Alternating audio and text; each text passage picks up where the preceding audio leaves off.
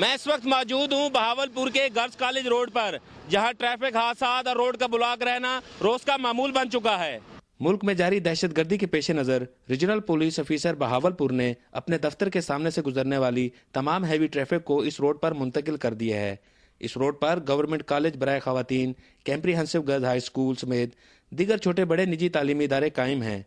اس کے علاوہ اسلامیہ یونیورسٹی کی انتظامیہ نے اپنی تمام بڑی ٹرانسپورٹ کو مین گیٹ کی بجائے اس روڈ پر واقع بس اسٹینڈ پر منتقل کر دیا ہے، جس کی وجہ سے خستہ حال یہ سنگل روڈ شہر کی مصروف ترین روڈ بن چکی ہے اور یہاں آئے روز ٹریفک حادثات اور روڈ کا بلاک رہنا معمول بن چکا ہے۔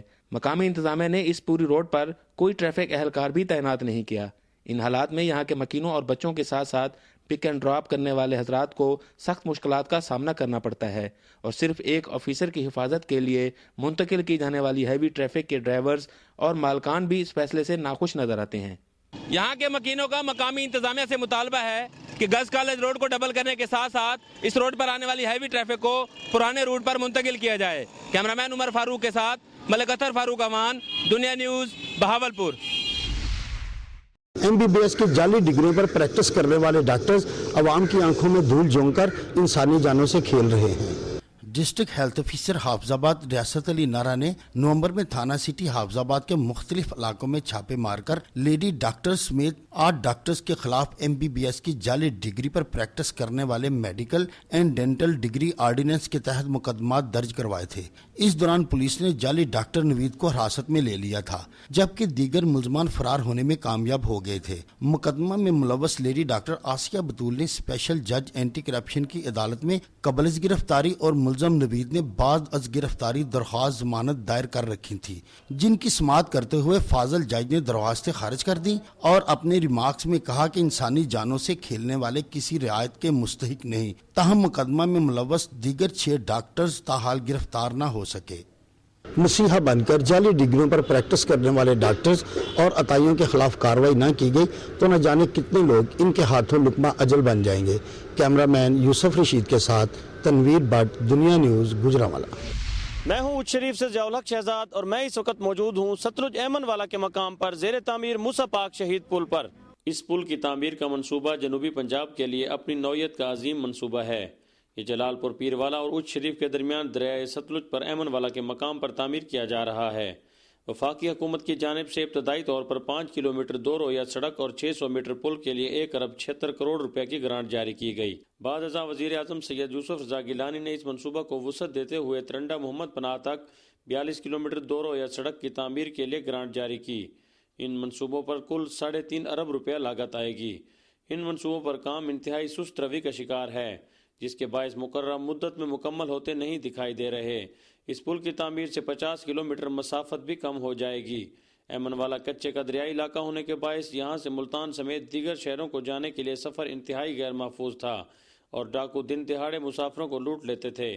اس منصوبے کی تکمیل سے جہاں مسافروں کو محفوظ سفری سہولیات فراہم ہوگی، وہاں زرعی علاقہ ہونے کے باعث کاشتکاروں کو اپنی فصلوں کو منڈیوں تک لے جانے میں بھی آسانی ہوگی۔ موسیٰ پاک شہید پل کی بروقت تعمیر سے جہاں مسافروں کو بہتر سفری سہولیات فراہم ہوگی، وہاں یہ پل ملکی معیشت کی ترقی میں اہم سنگ میل ثابت ہوگا۔ کیمرہ مین اتشام الحق کے ساتھ ضیاء الحق شہزاد، دنیا نیوز، اچ شریف۔ ڈیرہ غازی خان سے میں ہوں طارق گرمانی۔ میں اس وقت موجود ہوں ڈسٹرکٹ ہیڈ کوارٹر اسپتال ڈیرہ غازی خان میں۔ ضلع ڈیرہ غازی خان میں عوام کو صحت کی جدید ترین سہولیات کی بروقت فراہمی یقینی بنانے کے لیے حکومت پنجاب نے 4 کروڑ روپے مالیت کی 9 ایمبولینس گاڑیوں سمیت 14 ECG اور 8 الٹرا ساؤنڈ مشینیں فراہم کر دی ہیں۔ محکمہ صحت کے متعلقہ افسران کو ان گاڑیوں اور طبی آلات کی فراہمی کے موقع پر صوبائی وزیر بلدیات دوست محمد کھوسہ کا کہنا تھا کہ وزیر اعلیٰ پنجاب میاں شہباز شریف نے عوام کو علاج معالجہ کی تمام سہولیات ان کی دہلیز پر پہنچانے کا عزم کر رکھا ہے۔ ڈسٹرکٹ ہیڈ کوارٹر ہسپتال میں ٹراما سینٹر سمیت ڈیرہ غازی خان میڈیکل کالج کی تعمیر کا کام جلد شروع کر دیا جائے گا۔ ان نوجدید ایمبولینس گاڑیوں کی فراہمی حکومت پنجاب کا احسن اقدام ہے۔ اس سے نہ صرف شہری بلکہ دیہی علاقوں کے عوام کو بھی علاج معالجہ کی بروقت سہولیات دستیاب ہوں گی۔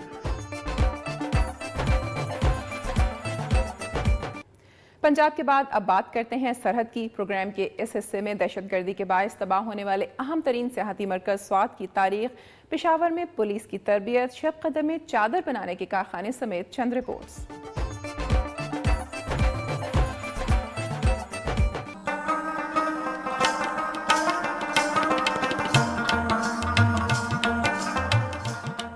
ضلع سوات کا دارالخلافہ سید الشریف ہے، جہاں ڈسٹرکٹ ہسپتال، government post graduate Jahanzeb college, district courts, library اور میوزیم واقع ہے۔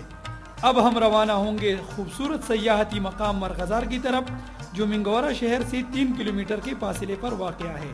مرغزار جاتے ہوئے دلکش اور خوبصورت مناظر ہر ایک کو اپنی طرف متوجہ کرتے ہیں۔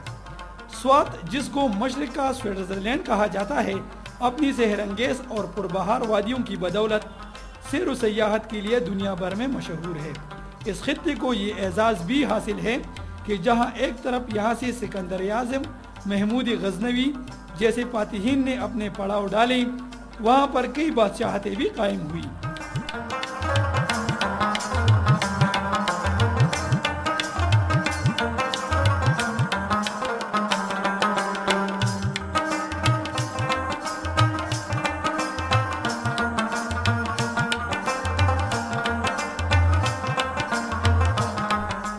دوسری طرف یہاں پر بدھ مت اور گندھارا تہذیبوں نے اپنے انمٹ نقوش بھی جوڑے۔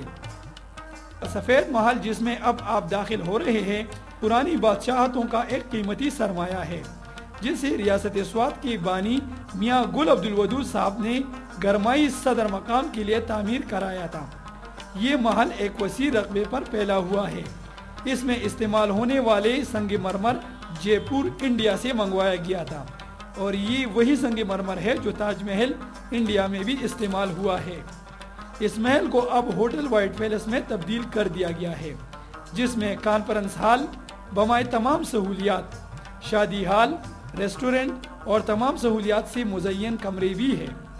چند ناگزیر انتظامی امور کی بنا پر یہ داخلے سے قبل آپ کو استقبالیہ سے ایک کوپن لینا ہوگا۔